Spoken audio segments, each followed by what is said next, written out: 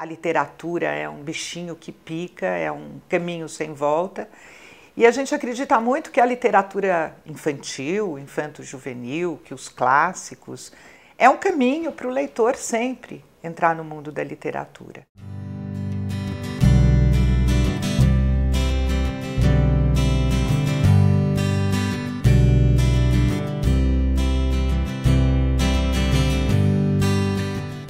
A gente acredita que trabalhar com a literatura tem uma potência muito grande, porque é uma ferramenta, né, tanto para o desenvolvimento pessoal de cada um, quanto para a abertura, né, de uma visão mais crítica sobre o mundo. Leitura mediada é a nossa metodologia e a gente acredita que ela está organizada numa tríade. Ela tem 3 pontos muito importantes. O primeiro é o professor como modelo.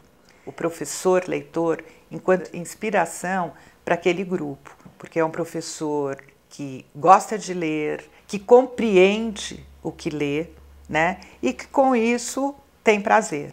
O segundo ponto são as ações que o professor deve ter ao fazer uma leitura mediada. A gente acredita que o professor tem que se preparar, porque ele potencializa muito mais aquele momento. Ele sabe o que ele está fazendo e não cumprindo a rotina. Ele está lá trabalhando a sensibilização do futuro leitor. E o terceiro ponto que a gente acredita é o espaço, né? A biblioteca. Um dos braços do trabalho é esse, a formação do acervo, que acervo é esse, qual é o foco, e tudo isso é pensado em cima do projeto pedagógico. Foi então que o Pinóquio foi para a terra dos brinquedos, onde tudo era festa e fantasia, onde tinha muitos doces e brincadeiras. Olha o Pinóquio aqui entrando na terra dos brinquedos. Só que o Pinóquio era tudo festa e fantasia, mas o Pinóquio estava triste porque ele estava longe do pai dele. Foi então que ele caiu em si e foi procurar o pai dele. Quando a baleia engoliu ele, quem estava dentro da baleia? O GP. A baleia começasse a espirrar e jogasse eles para fora. E foi isso que aconteceu. A gente entende que é interessante trabalhar com literatura desde muito cedo, porque a criança, quando ela nasce, ela já está imersa na linguagem. A nossa proposta mesmo é aula de literatura desde o berço. Então essa exploração inicial que o bebê faz, lambendo os livros, virando ele de ponta cabeça, usando de chapéu, a criança está se relacionando com esse objeto, o livro, de diferentes formas. E a gente acredita que é muito importante que ela tenha essas experiências significativas com a leitura.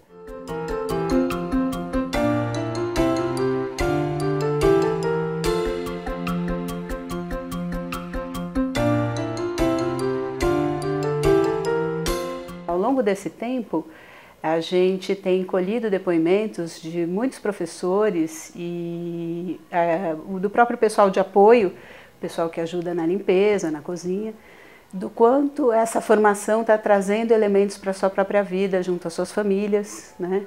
E o quanto essas crianças estão levando do contato com a leitura também para suas casas, né? Então a gente vê a possibilidade de estreitamento de vínculo entre os pais e as crianças, que antes não tinham esse hábito, né? E na medida em que as crianças começam a levar livros para casa, começam a pedir para os pais contarem histórias e muitas vezes as próprias crianças querem contar à sua maneira a história que foi lida pelo professor ou o livro que ela está levando para casa. A criança faz leitura de imagem desde muito cedo, né? E a gente observa muitas vezes nas situações que a gente pôde testemunhar, crianças contando histórias à sua maneira para os colegas. Então, isso contagiou as unidades, eles começaram a contar em outras salas, né? A gente tem depoimentos de crianças de 5 anos indo contar para bebês histórias. E a gente tem visto como, de alguma maneira, esse projeto de trabalhar com literatura na infância, desde o berçário, tem sido tão mobilizador para todos. Quem sabe o nome dessa história? O que a bruxa tem na ponta do nariz? É barata. Será que é uma barata? A bruxa tem uma verruga. Uma verruga. Carroça. na ponta do nariz. Quem sabia que a bruxa tem verruga na ponta do nariz? Eu sabia. Mas ela comprou a festa dela.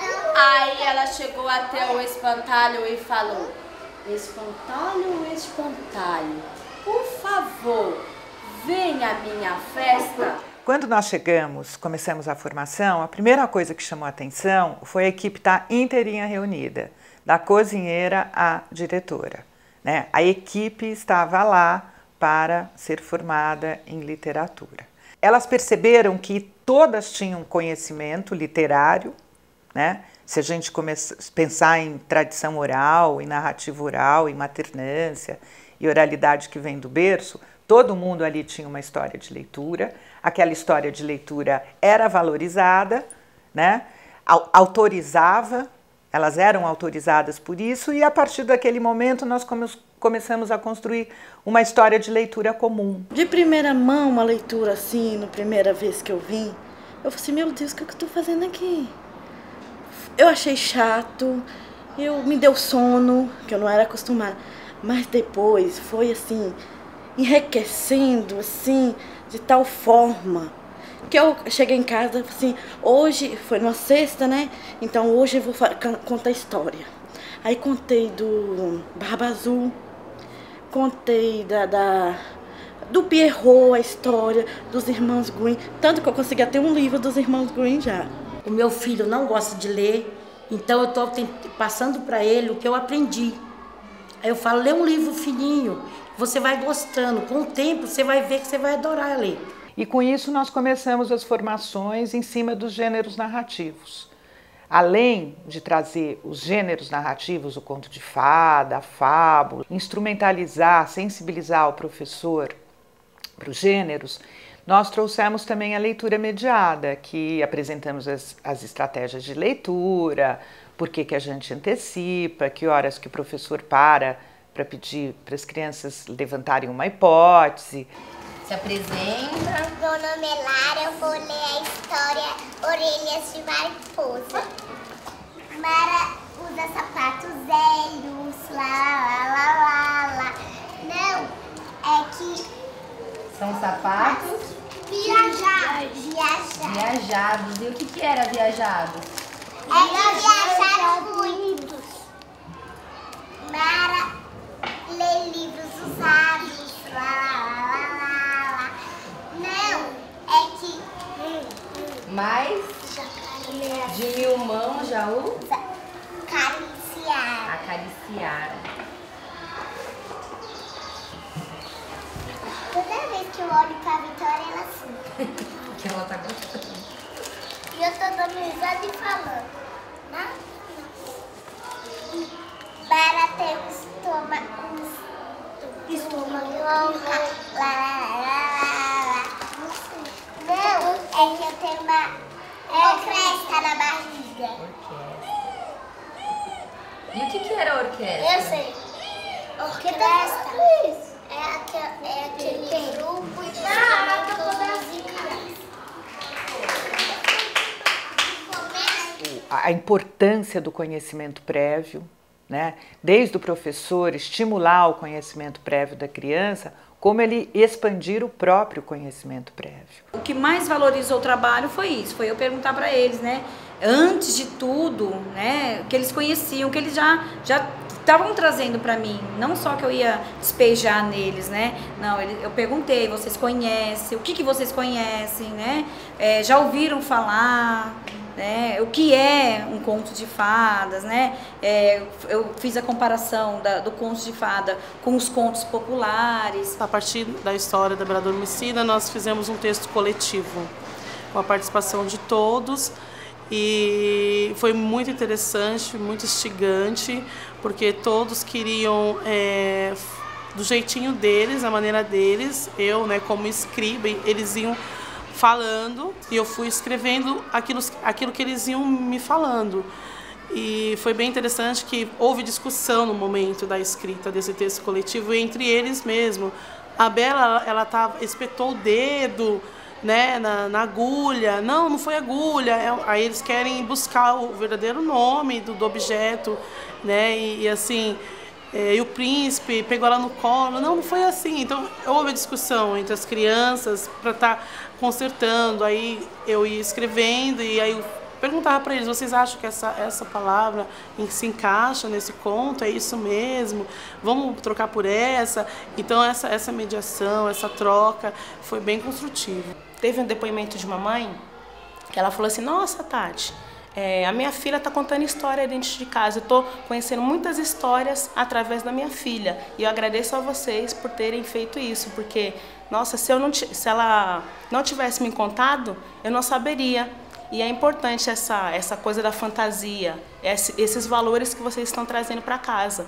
E assim, a gente se sente muito grato, né? Porque você vê que você está formando uma criança, né? Através da leitura. A ampliação de vocabulário deles é imensa. Eles contam mais histórias, eles estão mais soltos para a discussão, eles estão muito menos tímidos, menos fechados dentro dele. As brincadeiras estão muito mais criativas, então eles brincam de roda, brinca de ser Pinóquio, brinca de ser Branca de Neve, a filhinha é uma princesa, inventam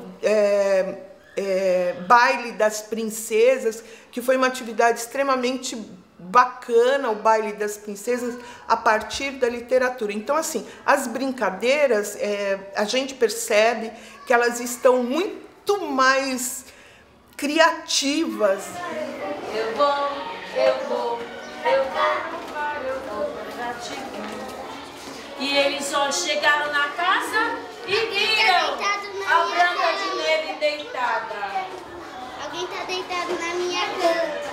E a Branca de Neve, vendo um barulhinho, foi se acordando. Acordou lentamente. Nas nossas camas. E eles falaram: fica com a gente. Fica com a gente. E eles foram novamente trabalhar e ela ficou arrumando toda a casa. Eu vou pra casa. Espelho meu, existe a mais bela que eu. E o espelho respondeu: sim, a Branca de Neve está na casa dos anões. Estou vendendo bastante. Mas eu não tenho dinheiro. Mas eu vou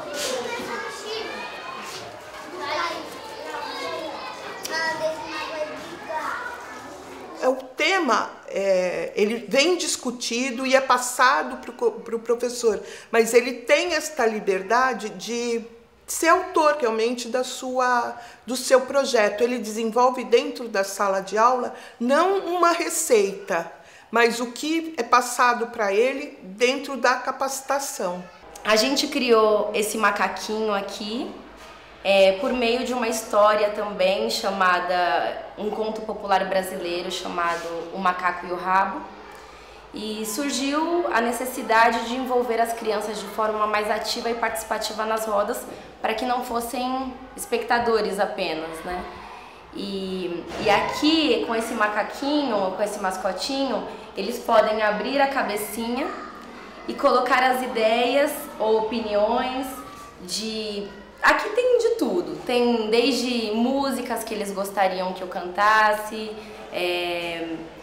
a histórias que eles gostariam que a gente fizesse uma releitura. E aí acabou que esse macaquinho virou um integrante mesmo da turma. Eles têm carinho, eles têm um respeito. E aí todo mundo hoje em dia, hoje da escola, pode vir e depositar uma boa ideia.